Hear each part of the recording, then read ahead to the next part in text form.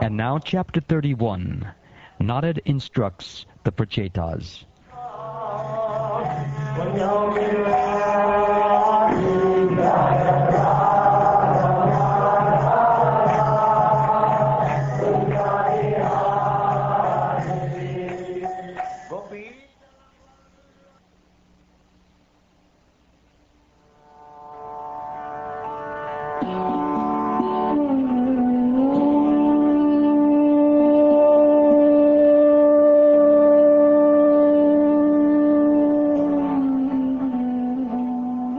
The great Saint Maitreya continued. After that, the Pracetas lived at home for thousands of years and developed perfect knowledge in spiritual consciousness. At last, they remembered the blessings of the Supreme Personality of Godhead and left home, putting their wife in charge of a perfect son. The Pracetas went to the seashore in the west, where the great liberated sage Jajali was residing. After perfecting the spiritual knowledge by which one becomes equal toward all living entities, the Pracetas became perfect in Krishna consciousness. After practicing the yogasana for mystic yoga, the Pracetas managed to control their life air, mind, words, and external vision. Thus, by the pranayama process, they were completely relieved of material attachment. By remaining perpendicular, they could concentrate their minds on the uppermost Brahman. While they were practicing this pranayama, the great sage Narada, who is worshipped both by demons and by demigods, came to see them.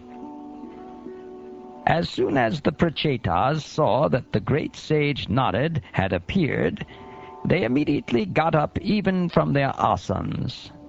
As required, they immediately offered obeisances and worshipped him. And when they saw that Narada Muni was properly seated, they began to ask him questions. All the Pracetas began to address the great sage Narada.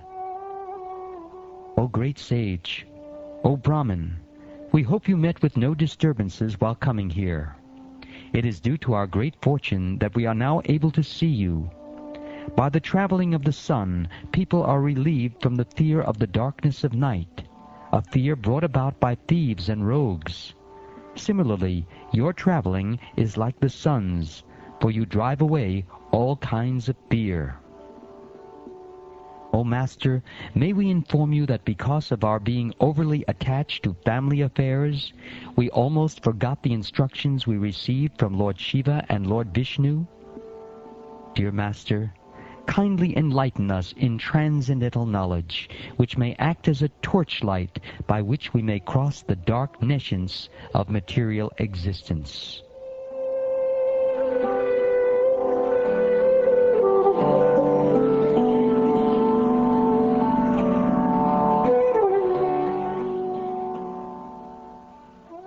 My dear Vidura, being thus petitioned by the Pracetas, the supreme devotee, Narada, who is always absorbed in thoughts of the Supreme Personality of Godhead, began to reply.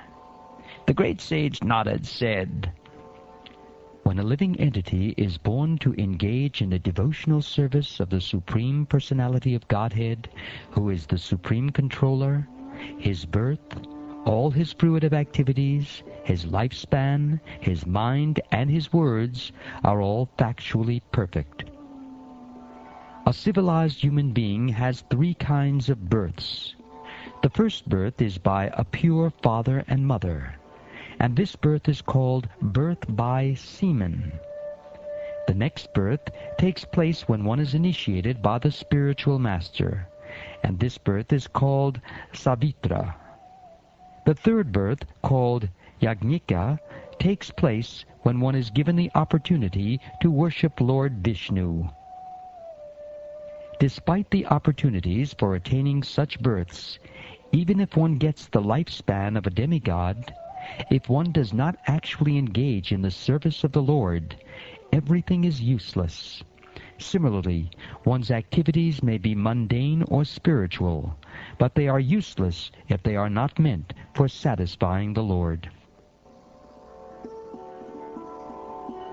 Without devotional service, what is the meaning of severe austerities, the process of hearing, the power of speech, the power of mental speculation, elevated intelligence, strength, and the power of the senses? Transcendental practices that do not ultimately help one realize the Supreme Personality of Godhead are useless, be they mystic yoga practices, the analytical study of matter, severe austerity, the acceptance of sannyas, or the study of Vedic literature.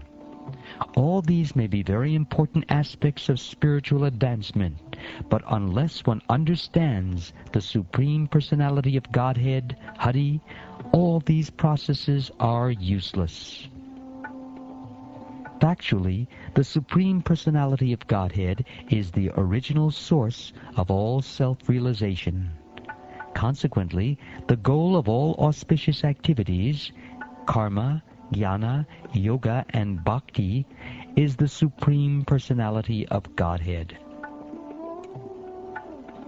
As pouring water on the root of a tree energizes the trunk, branches, twigs, and everything else, and as supplying food to the stomach enlivens the senses and limbs of the body, simply worshiping the Supreme Personality of Godhead through devotional service automatically satisfies the demigods who are parts of that Supreme Personality.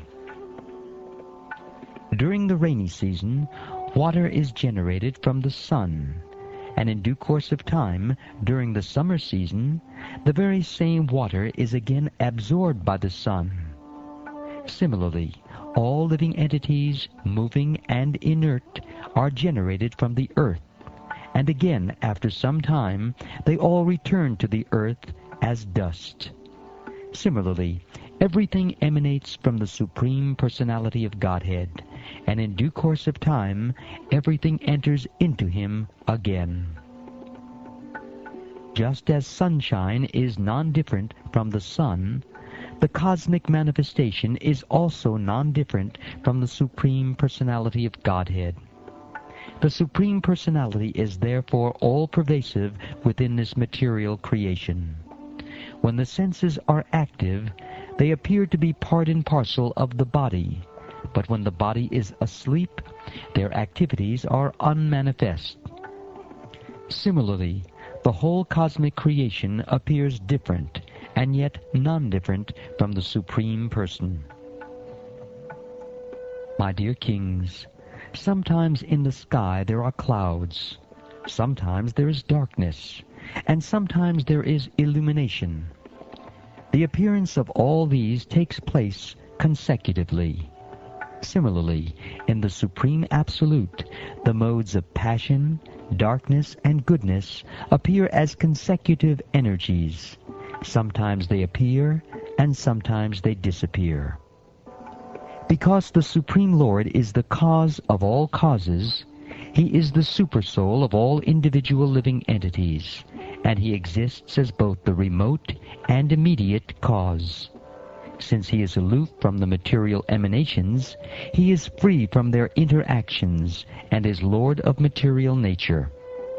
You should therefore engage in his devotional service, thinking yourselves qualitatively one with him. By showing mercy to all living entities, being satisfied somehow or other, and controlling the senses from sense enjoyment, one can very quickly satisfy the Supreme Personality of Godhead, Janardhan. Being completely cleansed of all material desires, the devotees are freed from all mental contamination. Thus they can always think of the Lord constantly and address him very feelingly. The Supreme Personality of Godhead, knowing himself to be controlled by his devotees, does not leave them for a second, just as the sky overhead never becomes invisible.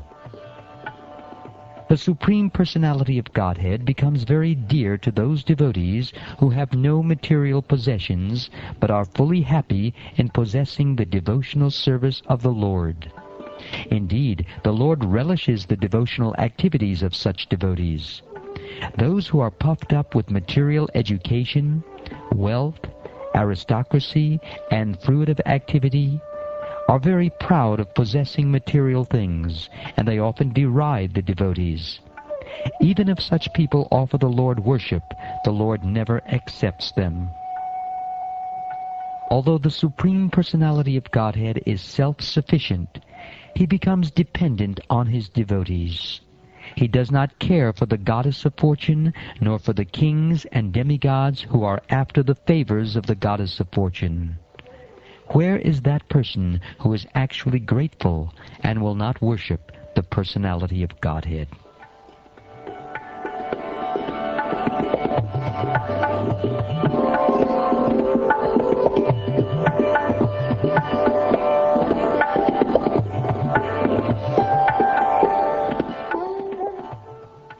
My dear King Vidura, Sri Narada Muni, the son of Lord Brahma, thus described all these relationships with the Supreme Personality of Godhead to the Pracetas. Afterward he returned to Brahmaloka.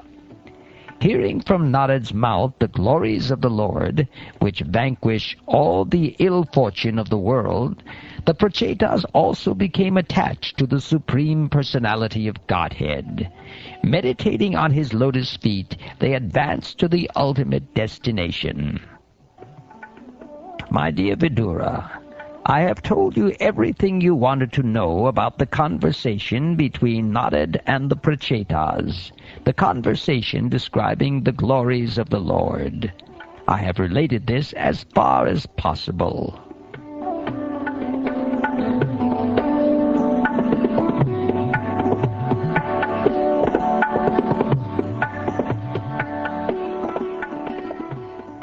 Shukdeva Goswami continued, O best of kings, King Parikshit, I have now finished telling about the descendants of the first son of Svayambhuva Manu, Uttanapad. I shall now try to relate the activities of the descendants of Priyavrata, the second son of Svayambhuva Manu. Please hear them attentively. Although Maharaj Priyavrata received instructions from the great sage Narada, he still engaged in ruling the earth. After fully enjoying material possessions, he divided his property among his sons. He then attained a position by which he could return home back to Godhead. My dear King, in this way, after hearing the transcendental messages of the Supreme Personality of Godhead and his devotees from the great sage Maitreya, Vidura was overwhelmed with ecstasy. With tears in his eyes, he immediately fell down at the lotus feet of his Guru, his spiritual master. He then fixed the Supreme Personality of Godhead within the core of his heart. Sri Vidura said,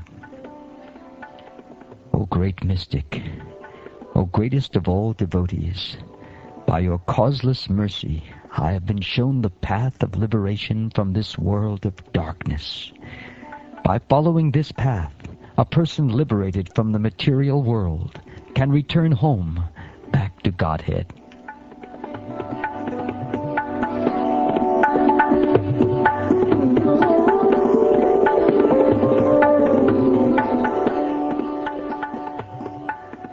Shukdev Goswami continued, Vidura thus offered obeisances unto the great sage Maitreya, and, taking his permission, started for the city of Hastinapur to see his own kinsmen, although he had no material desires.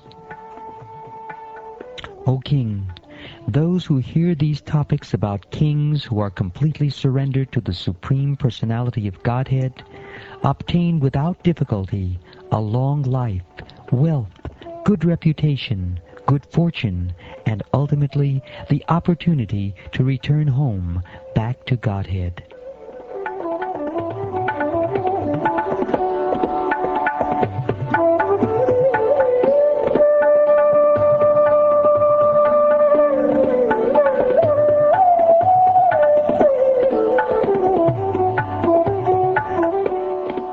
Thus ends the 31st chapter of the 4th canto of the Śrīmad-Bhāgavatam, entitled Narada Instructs the Pracetas. And this ends the 4th canto.